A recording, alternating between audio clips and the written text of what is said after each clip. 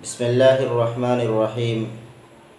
कैफ़ तकफ़ुरून बिल्लाहि व कुन्तुम अमवातन फ़अहयाकुम सुम्मा युमीतुकुम सुम्मा युहयिकुम सुम्मा इलैहि तुरजाऊन।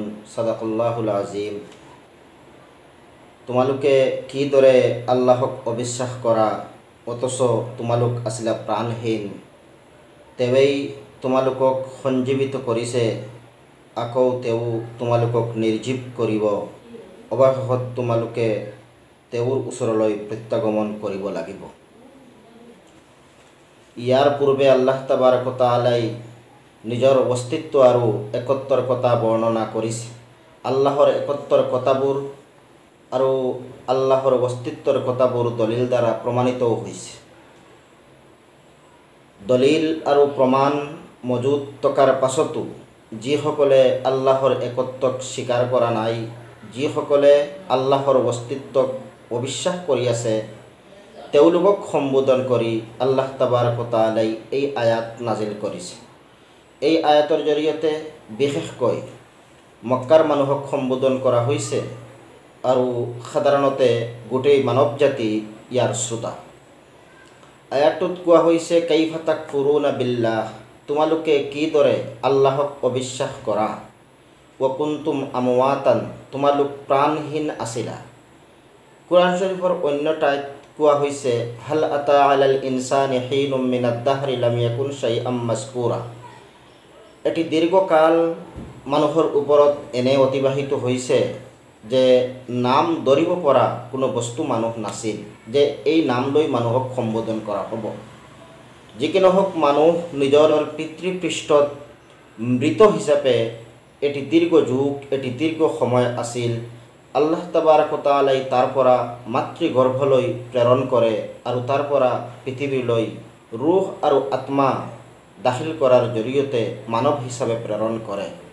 তো ফাআহয়াকুম, আল্লাহ তাবাৰক व তাআলাই আকৌ তোমালোকক জীৱিত কৰিছে এই পৃথিৱীলৈ। কিন্তু এই পৃথিৱীত সদা সৰ্বদা তোমালোক থাকিব নোৱাৰিবা। সুম্মা ইউমিতুকুম, আকৌ তোমালোকৰ মৃত্যু হ'ব, এই পৃথিৱী এৰি তোমালোক যাব লাগিব। আৰু সুম্মা ইউহয়িকুম, আল্লাহ তাবাৰক व তাআলাই আকৌ তোমালোকক মৃত্যুৰ পাছত আকৌ তোমালোকক জীৱিত কৰিব, যিটোক ইছলামী আকিদা মতে বাছ বাদাল মৌত বুলি কোৱা হয়। মৃত্যুৰ পাছত আকৌ জীৱিত হোৱা, পুনৰুজ্জীৱিত। আল্লাহ তাবাৰক व তাআলাই কিয়ামতৰ দিনাখন সকলো জীৱ জন্তু, সকলো প্ৰাণী, সকলো বয়বস্তুক আকৌ জীৱন দান কৰিব। মানুহ আৰু জিন্নাতকো জীৱন দান কৰা হ'ব আৰু মানুহ আৰু জিন্নাতৰ হিচাপ কিতাপ লোৱা হ'ব। এই পৃথিৱীত থাকোঁতে কি কাম কৰিছিল, কেনেকৈ কৰিছিল, শুদ্ধ হিচাপে কৰিছিল নেকি, নে মানুহৰ লগত অন্যায় অত্যাচাৰ কৰিছিল, সকলো কৰ্মৰ হিচাপ আল্লাহ তাবাৰক व তাআলাৰ ওচৰত দাখিল কৰিব লাগিব। সুম্মা ইউহয়িকুম সুম্মা ইলাইহি তুৰজাউন, সেই কথাখিনি শেষত কোৱা হৈছে, তোমালোক সকলোৱে আকৌ আল্লাহৰ পিনে প্ৰত্যাগমন কৰিব লাগিব। মুঠ কথা হৈছে দুটি জীৱন আৰু দুটি মৃত্যু। সৰ্বপ্ৰথম মানুহ মৃত আছিল, আল্লাই মাতৃগৰ্ভৰ জৰিয়তে জীৱন দান কৰিছে। পৃথিৱীত অহাৰ পাছত আকৌ মানুহে মৃত্যুবৰণ কৰিব। কিয়ামতৰ দিনাখন আল্লাহ তাবাৰক व তাআলাই আকৌ জীৱিত কৰিব। দুটি মৃত্যু আৰু দুটি জনম এজন মানুহৰ বেলিকা আল্লাহ তাবাৰক व তাআলাই নিৰ্ধাৰিত কৰি ৰাখিছে। যি সময়ত তুমি মৃত আছিলা, তোমাৰ কোনো শক্তি নাছিল, তোমাৰ কোনো ইচ্ছা বাস্তৱত ৰূপায়ণ হোৱা নাছিল, কিন্তু আল্লাহ তাবাৰক व তাআলাই তোমাক জীৱন দান কৰিছে। আকৌ তোমাৰ মৃত্যু হৈছে, আকৌ আল্লাই তোমাক জীৱন দান কৰিছে। তাৰ পিছতো তুমি আল্লাহক অবিশ্বাস কৰি আছা, আল্লাহক অস্বীকাৰ কৰি আছা। মানে দলিল আৰু যুক্তিৰ আধাৰত গ'লে কোনেও আল্লাহক অবিশ্বাস কৰিব নোৱাৰে, কোনেও আল্লাহক অস্বীকাৰ কৰিব নোৱাৰে। আৰু তাৰ প্ৰমাণ বা দলিল হিচাপে তলৰ আয়াতটো আল্লাহ তাবাৰক व তাআলাই জিকিৰ কৰিছে, বৰ্ণনা কৰিছে। এই আয়াতত কৈছে, হুৱাল্লাযী খালাকা লাকুম মা ফিল আৰদি জামিআ সুম্মা ইস্তাৱা ইলাস সামাই ফাসাওৱাহুন্না সাবআ সামাওয়াতিন ওয়া হুয়া বিকুল্লি শাইইন আলীম। আয়াতটোৰ অৰ্থ হৈছে পৃথিৱীত যিয়েই আছে সকলোবোৰ তেওঁ মানে আল্লাহ তাবাৰক তাআলাই তোমালোকৰ বাবে সৃষ্টি কৰিছে। তাৰপিছত আকাশৰ পিনে মনোনিৱেশ কৰে আৰু সাত আকাশ সুবিন্যস্ত কৰে আৰু তেওঁ সকলো বিষয়ে মহাজ্ঞানী। মানে আল্লাহ তাবাৰক তাআলাই মানুহৰ লাভৰ কাৰণে, মানুহৰ ফায়দাৰ কাৰণে জমিনৰ ভিতৰত থকা সকলো বস্তু, জমিনৰ ওপৰত থকা সমূহ বস্তু, এই সকলোবোৰ মানুহৰ লাভৰ কাৰণে, মানুহৰ ফায়দাৰ কাৰণে আল্লাহ তাবাৰক তাআলাই সৃষ্টি কৰিছে। জমিন সৃষ্টি কৰাৰ পাছত এই পৃথিৱীখনক সজ্জিত কৰিবলৈ আল্লাই আকাশৰ ফালে মনোনিৱেশ কৰে আৰু আকাশখনক সাত আকাশ বনাই দিয়ে, সাতখন আকাশ সৃষ্টি কৰে। তেওঁ সকলো বিষয়ে মহাজ্ঞানী। আল্লাহ তাবাৰক তাআলাই সকলো বিষয়ে ভালদৰে জানে। আয়াত দ্বাৰা আল্লাহ তাবাৰক তাআলাৰ মনসা বা উদ্দেশ্য হৈছে এই সৃষ্টি জগতৰ ভিতৰত ডাঙৰ সৃষ্টিবোৰ হৈছে আকাশ, মহাকাশ আৰু এই পৃথিৱী। যেতিয়া আল্লাহ তাবাৰক তাআলাই মানুহতকৈ লাখ গুণ বেছি ডাঙৰ এই আকাশ মহাকাশ সৃষ্টি কৰিব পাৰিছে, এই পৃথিৱী সৃষ্টি কৰিব পাৰিছে, তেন্তে মানুহক দ্বিতীয়বাৰ কিয় সৃষ্টি কৰিব নোৱাৰিব? নিশ্চয় যি সত্তাই এই আকাশ মহাকাশ, চন্দ্ৰ সূৰ্য গ্ৰহ তৰা নক্ষত্ৰ এই পৃথিৱী সৃষ্টি কৰিব পাৰিছে, তেওঁ মানুহক এবাৰ সৃষ্টি কৰাৰ পাছত দ্বিতীয়বাৰ নিশ্চয় সৃষ্টি কৰিব পাৰিব।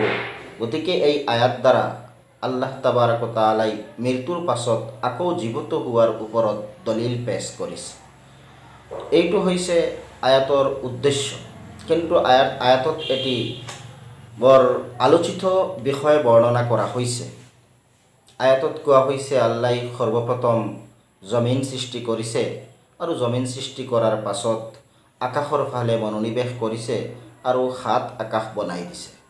প্ৰশ্ন হয়, আকাশ আৰু জমিনৰ ভিতৰত কোনটোক আল্লাই প্ৰথমে সৃষ্টি কৰিছে?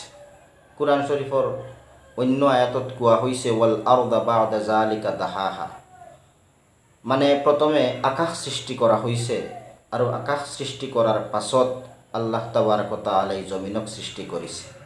আৰু এই আয়াত দ্বাৰা আমি বুজিছোঁ যে আল্লাহ তাবাৰক তাআলাই প্ৰথমে জমিন সৃষ্টি কৰিছে আৰু তাৰ পাছত আকাশ সৃষ্টি কৰিছে। এই বিষয়ে আমি এটি আৰ্টিকুল লিখিছিলোঁ আৰু এই আৰ্টিকুলটোত সকলো বস্তু ভাঙি পাতি উল্লেখ কৰা হৈছিল। তাৰ কিছু অংশ আপোনালোকৰ আগত তুলি ধৰিলে বিষয়টো বুজাত একেবাৰে আপোনালোকৰ বাবে একেবাৰে সহজ হ'ব। জমিন আৰু আসমান আল্লাই কিমান দিনত সৃষ্টি কৰিছে? কাক আগত আৰু কাক পিছত? জমিনত বসবাস কৰা জীৱ জন্তু, তৰুলতা, গছ গছনি, পাহাৰ পৰ্বত আদিক জমিনৰ লগতে সৃষ্টি কৰা হৈছেনে বেলেগ পৰ্যায়ে? কুৰাণ শৰীফে কি কয়? বায়ুমণ্ডল, গ্ৰহ নক্ষত্ৰ আদি সকলোকে আকাশৰ লগতে একেলগে সৃষ্টি কৰা হৈছেনে বেলেগে বেলেগে? এই সকলোবোৰ কথা জানিবলৈ আজি আমি কুৰাণ পাকৰ মাধ্যমত আলোচনা কৰিব বিচাৰিছোঁ। আল্লাহ তাআলাই কুৰাণ শৰীফৰ সূৰা কাফৰ ৩৮ নং আয়াতত কৈছে, আৰু আমি আসমান জমিন আৰু উভয়ৰ মধ্যভাগৰ সকলো বস্তুক ৬ দিনত সৃষ্টি কৰিছোঁ আৰু মোক কোনো ধৰণৰ ক্লান্তই স্পৰ্শ কৰা নাই। এই আয়াতত স্পষ্টভাৱে কোৱা হৈছে যে আল্লাই আসমান জমিন অৰ্থাৎ সমগ্ৰ জগতক মুঠ ৬ দিনতে সৃষ্টি কৰিছে।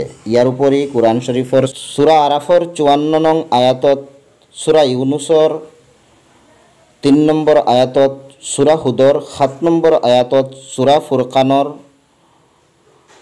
৫৯ নম্বৰ আয়াতত আৰু সূৰা ছাজদাৰ ৪ নম্বৰ আয়াতত আৰু সূৰা হাদীদৰ ৪ নম্বৰ আয়াততো ৬ দিনত জমিন আৰু আসমান সৃষ্টিৰ কথা উল্লেখ কৰা হৈছে। সূৰা হামিম ছাজদাৰ ৯ নম্বৰ আয়াতত কোৱা হৈছে, হে মুহাম্মদ কৈ দিয়ক, কি তেওঁলোকে সেই সত্তাক অস্বীকাৰ কৰে নেকি যিজনে পৃথিৱী সৃষ্টি কৰিছে ২ দিনত? আৰু কি তোমালোকে তেওঁৰ সমকক্ষ স্থিৰ কৰা নেকি তেওঁতো সমগ্ৰ বিশ্বৰ প্ৰতিপালক। এই আয়াতত পৃথিৱীখনক 2 দিনত সৃষ্টি কৰা হৈছে বুলি কোৱা হৈছে।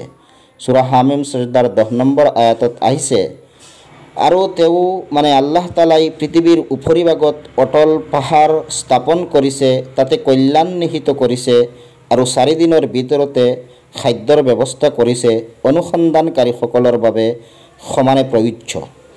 এই আয়াতত পৃথিৱীৰ উপৰিভাগত পাহাৰ পৰ্বত স্থাপন কৰি পৃথিৱীত খাদ্যবস্তুৰ ব্যৱস্থাৰ কথা উল্লেখ কৰা হৈছে। কিয়ামত পৰ্যন্ত জমিনৰ পৰা যিবোৰ খাদ্যবস্তু উৎপাদন হ'ব সেই সকলোবোৰৰ ক্ৰিয়াকলাপ কৰি থৈছে, আৰু কামৰ বাবে 4 দিন সময় লাগিছে। সূৰা হামিম সজদাৰ 11 আৰু 12 নম্বৰ আয়াতত আকৌ কৈছে, তাৰ পিছত তেওঁ আল্লাহ তালাই আকাশৰ পিনে মনোযোগ দিয়ে, যি আছিল ধূৰ্মজাল। তাৰ পিছত তাক আকাশক আৰু পৃথিৱীক ক'লে, তোমালোক উভয়ে আহা, স্বেচ্ছাই অথবা অনিচ্ছাই। দুয়োয়ে ক'লে, আমি স্বেচ্ছাই আহিলোঁ। তাৰ পিছত তেওঁ আকাশমণ্ডলক 2 দিনতে 7 আকাশ বনাই দিলে, আৰু প্ৰতিখন আকাশত নিজৰ আদেশ প্ৰেৰণ কৰিলে। আমি নিকটৱৰ্তী আকাশক প্ৰদীপমালাৰ দ্বাৰা সুভূষিত আৰু সংৰক্ষিত কৰিছোঁ। এয়া পৰাক্ৰমী আৰু সৰ্বজ্ঞ আল্লাহৰ ব্যৱস্থাপনা। এই ধৰণৰ আয়াত কুৰাণ শৰীফৰ আৰু বহু ঠাইত আহিছে। সূৰা বাকাৰাৰ 29 নম্বৰ আয়াততো আকাশ সৃষ্টি কৰাৰ পিছত আল্লাই জমিনক বিচ্ছুৰিত কৰিছিল বুলি কোৱা হৈছে। এই আয়াতত কেইবাটাও আলোচ্য বিষয় আছে। এটা হৈছে পৃথিৱীখন সৃষ্টিৰ পিছতহে আল্লাই আকাশ সৃষ্টি কৰিছে। দ্বিতীয় বিষয় হৈছে দুয়োখনক সৃষ্টিৰ পিছত এটা আদেশ দিছে। আৰু তৃতীয় কথাটো হৈছে আকাশক 7 স্তৰলৈ ৰূপান্তৰিত কৰি গ্ৰহ নক্ষত্ৰ সৃষ্টি কৰোঁতে 2 দিন সময় লাগিছে। যি কি নহওক, এতিয়া আয়াতকেইটাৰ সাৰমৰ্ম কি বুজাৰ চেষ্টা কৰোঁ। প্ৰথম কথা হৈছে আল্লাহ তালাই সৰ্বমুঠ 6 দিনত জমিন আৰু আসমানক সৃষ্টি কৰিছে। ইয়াত কোনো সন্দেহ নাই। এই কথাখিনি কুৰাণ শৰীফৰ 8টা আয়াততে উল্লেখ কৰা হৈছে। কিন্তু এই 6 দিনৰ ভিতৰত কিমান দিনে কোনখিনি কাম কৰা হৈছে সেই কথা বুজাত বহুতে অসুবিধা পাইছে।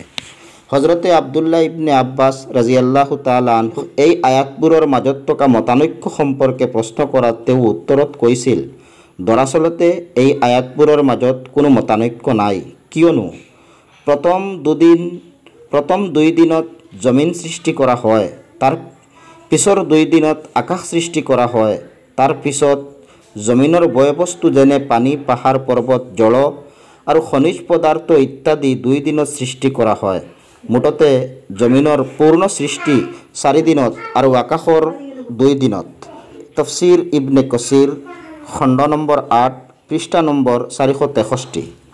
হজৰতে আব্দুল্লাহ ইবনে আব্বাছ ৰাজিয়াল্লাহু তাআলা আনহুৰ পৰা বৰ্ণিত আছে যে ইহুদীসকলে ৰাসূলুল্লাহ সাল্লাল্লাহু আলাইহি ওয়াসাল্লামক জমিন আৰু আসমান সৃষ্টি সম্পৰ্কে প্ৰশ্ন কৰাত তেখেতে উত্তৰত কয়, আল্লাহ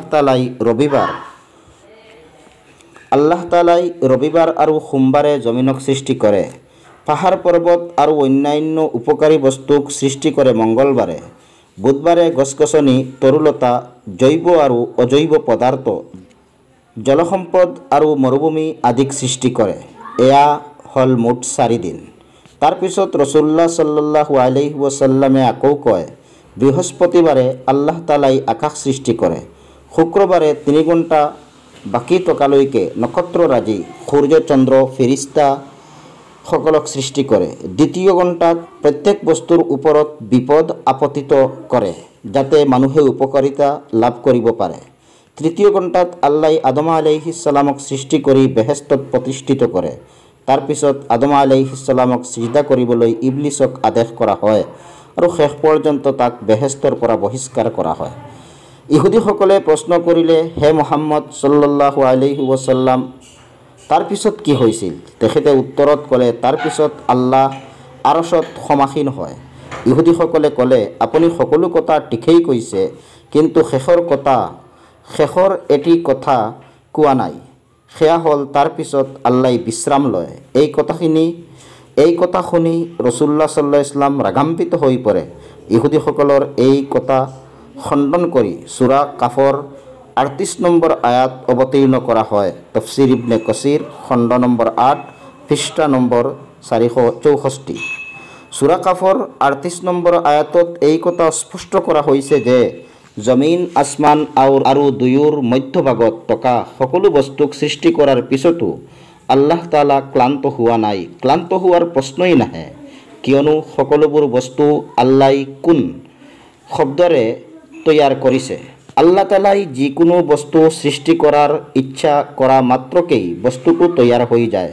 সেই জমিন আসমান সৃষ্টি কৰোঁতে আল্লাই কোনো কাম কৰিবলগীয়া হোৱা নাই, গতিকে বিশ্ৰামৰ প্ৰয়োজন ক'ত?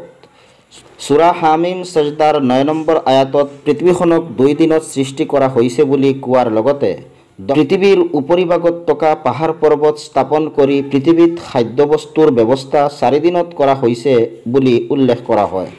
এই 4 দিন বেলেগ নহয়, 9 নম্বৰ আয়াতত কোৱা 2 দিন সহ, মানে কিয়ামত পৰ্যন্ত জমিনৰ পৰা যিবোৰ গছ-গছনি, তৰুলতা, জৈৱ আৰু অজৈৱ পদাৰ্থ তথা যিবোৰ খাদ্যবস্তু উৎপাদন হ'ব সেই সকলোবোৰ আৰু আচল জমিন মুঠ 4 দিনত সৃষ্টি কৰিছে। প্ৰথম 2 দিন আচল জমিন, দ্বিতীয় 2 দিনত জমিনৰ উপাদানসমূহ আৰু তৃতীয় 2 দিনত আকাশমণ্ডলী। সূৰা হামিম সজদাৰ 10 নম্বৰ আয়াতৰ শেষত কোৱা হৈছে সাৱাআন লিছাইলিন, অৰ্থাৎ এই জমিনৰ পৰা যিবোৰ গছ-গছনি, তৰুলতা, জৈৱ আৰু অজৈৱ পদাৰ্থ তথা যিবোৰ খাদ্যবস্তু উৎপাদন কৰা হ'ব সেইখিনি সকলোৰে বাবে যিসকলেই সংগ্ৰহ কৰিব বিচাৰিব তেওঁলোকক দিয়া হ'ব। তাত কোনো দল, জাতি, বৰ্ণ, ধৰ্ম নাই। সূৰা হামিম সজদাৰ 11 নম্বৰ আয়াতত কোৱা হৈছে জমিন সৃষ্টিৰ পিছত আল্লাই আকাশৰ ফালে মনোযোগ দিয়ে বা লক্ষ্য কৰে, অৰ্থাৎ আকাশখন সৃষ্টি কৰে। সেই সময়ত আকাশখন দুৰ্মজাল আছিল। দুৰ্মজাল মানে কি? শেখুল ইছলাম হজৰত ইবনে তাইমিয়া ৰহমতুল্লাহ আলাইহিয়ে কয় ধূৰ্মজাল মানে জলীয় বাষ্প। 12 নম্বৰ আয়াতত কোৱা হৈছে আল্লাই জমিন আৰু আসমানক সৃষ্টি কৰাৰ পিছত কৈছিল তোমালোকে স্বেচ্ছাই অথবা অনিচ্ছাই আহা। দুয়োয়ে কৈছিল আমি স্বেচ্ছাই আহিলোঁ। ইয়াৰ অৰ্থ হজৰতে আব্দুল্লাহ ইবনে আব্বাছৰ পৰা বৰ্ণিত, আকাশক আল্লাই কয় মোৰ সূৰ্য, চন্দ্ৰ আৰু অন্যান্য নক্ষত্ৰবোৰ উদয় কৰা, আৰু জমিনক কয় তোমাৰ দিনবোৰ বিচ্ছিন্ন কৰা আৰু ফলবোৰ বাহিৰ কৰি দিয়া। দুয়োৱে স্বেচ্ছাই বাহিৰ কৰি দিবলৈ প্ৰস্তুত হৈ যায়। গতিকে গ্ৰহ নক্ষত্ৰই আল্লাহৰ আদেশত তাহানিৰ পৰা নিজ নিজ কক্ষপথেৰে চলি আছে আৰু জমিনে ফচল উৎপাদন কৰি আছে। দ্বিতীয় কথাটো হৈছে আল্লাই জমিন সৃষ্টি কৰাৰ পিছতে আকাশ সৃষ্টি কৰিছিল নে আকাশ সৃষ্টি কৰাৰ পিছত জমিন সৃষ্টি কৰিছিল? কিয়নো সূৰা হামিম সজদাৰ 11 আৰু 12 নম্বৰ আয়াতৰ মতে জমিন সৃষ্টি কৰাৰ পিছতহে আল্লাই আকাশ সৃষ্টি কৰিছিল। সূৰা বাকাৰাৰ 29 নম্বৰ আয়াততো এই একে কথা উল্লেখ কৰা হৈছে। কিন্তু সূৰা নাজিয়াত কোৱা হৈছে আআনতুম আশাদ্দু খালকান আমিছ সামাউ বানাহা রাফা সামকাহা ফাসাওয়াহা ওয়া আগতাশা লাইলাহা ওয়া আখরাজা দুহাহা ওয়াল আরদা বা'দা যালিকা দাহাহা আখরাজা মিনহা মাআহা ওয়া মারআহা ওয়াল জিবালা আরসাহা। তোমালোকক সৃষ্টি কৰা অধিক কঠিন নে আকাশক, যি তেওঁ মানে আল্লাই নিৰ্মাণ কৰিছে? তেওঁ ইয়াক উচ্চ আৰু সুবিন্যস্ত কৰিছে। তেওঁ ইয়াৰ ৰাতিক অন্ধকাৰচ্ছন্ন আৰু ইয়াৰ সূৰ্যালোক প্ৰকাশ কৰিছে। পৃথিৱীক ইয়াৰ পিছত বিস্তৃত কৰিছে। তেওঁ ইয়াৰ পৰা পানী আৰু ঘাম নিৰ্গত কৰিছে। পাহাৰক দৃঢ়ভাৱে প্ৰতিষ্ঠিত কৰিছে তোমালোকৰ আৰু তোমালোকৰ জীৱ জন্তুৰ উপকাৰৰ বাবে। এইটো হৈছে আয়াতৰ অৰ্থ। এই আয়াতত আকাশমণ্ডলী সৃষ্টি কৰাৰ পিছত পৃথিৱীক বিস্তৃত কৰাৰ কথা উল্লেখ কৰা হৈছে। সেইকাৰণেই এই প্ৰশ্ন উত্থাপন হয় যে জমিন আসমানৰ ভিতৰত সৰ্বপ্ৰথম কি সৃষ্টি কৰা হৈছিল? যি কি নহওক, জমিন আসমানৰ ভিতৰত আল্লাই প্ৰথমে জমিনক সৃষ্টি কৰিছে। আমি জানো অট্টালিকা নিৰ্মাণৰ এয়াই নিয়ম যে প্ৰথমে নিৰ্মাণ কৰা হয় তলৰ অংশ আৰু পিছত ওপৰৰ অংশ। ঠিক তেনেদৰে প্ৰথমে জমিন সৃষ্টি কৰা হয়, তাৰ পিছত আকাশ। কিন্তু জমিনক বিস্তৃত আৰু বিচ্ছুৰিত কৰা হোৱা নাছিল, বৰঞ্চ জমিন গোঠা অৱস্থাত আছিল। তাফসীৰ মজহৰীত সূৰা বাকাৰাৰ 29 নম্বৰ আয়াতৰ তাফসীৰত লিখা হৈছে, আল্লামা বাগাৱী ৰহমতুল্লাহ আলাইহি এই বিষয়টোৰ সমাধান দি কৈছে, আব্দুল্লাহ ইবনে আব্বাছ ৰাদিয়াল্লাহু তাআলা আনহুৱে কয়, আল্লাহ তাআলাই সৰ্বপ্ৰথম জমিনক তাৰ উপাদান সহ সৃষ্টি কৰে, কিন্তু জমিনক বিস্তৃত কৰা নাছিল, বিচ্ছুৰিত কৰা নাছিল। তাৰ পিছত আল্লাহ তাবাৰক তাআলাই আকাশৰ ফালে মনোযোগ দিয়ে আৰু 7খন আকাশ সৃষ্টি কৰাৰ পিছত আকৌ জমিনক বিস্তৃত কৰে। সৃষ্টিৰ আদি কথা বৰ্ণনা কৰি ইবনে কাছিৰ ৰহমতুল্লাহ আলাইহিয়ে এটি হাদিছ ব্যক্ত কৰিছে। হজৰত আব্দুল্লাহ ইবনে আব্বাছ ৰাদিয়াল্লাহু তাআলা আনহু, হজৰতে আব্দুল্লাহ ইবনে মাসউদ আৰু বহুকেইজন সাহাবীৰ পৰা বৰ্ণিত আছে, আল্লাহ তাবাৰক তাআলাৰ আৰশ পানীৰ ওপৰত আছিল। ইয়াৰ পূৰ্বে আল্লাই কোনো বস্তু সৃষ্টি কৰা নাছিল। তাৰ পিছত যেতিয়া তেওঁ অন্যান্য বস্তু সৃষ্টি কৰাৰ ইচ্ছা কৰে, তেতিয়া পানীৰ পৰা ধূৰ্ম বাহিৰ কৰে আৰু সেই ধূৰ্ম ওপৰলৈ উঠি যায়। তাৰ পৰা আল্লাই আকাশ সৃষ্টি কৰে। তাৰ পিছত পানী শুকাই যায় আৰু তাক আল্লাই জমিনত পৰিণত কৰি দিয়ে। ইয়াৰ পিছত পৃথক পৃথকভাৱে 7খন জমিন কৰি দিয়ে, অৰ্থাৎ ভূপৃষ্ঠক 7 ভাগত ভাগ কৰি দিয়ে। তাফসীৰ ইবনে কাছিৰ প্ৰথম খণ্ড 227 নং পৃষ্ঠা। যিকি নহওক, তো এইখিনি হৈছে মূল কথা।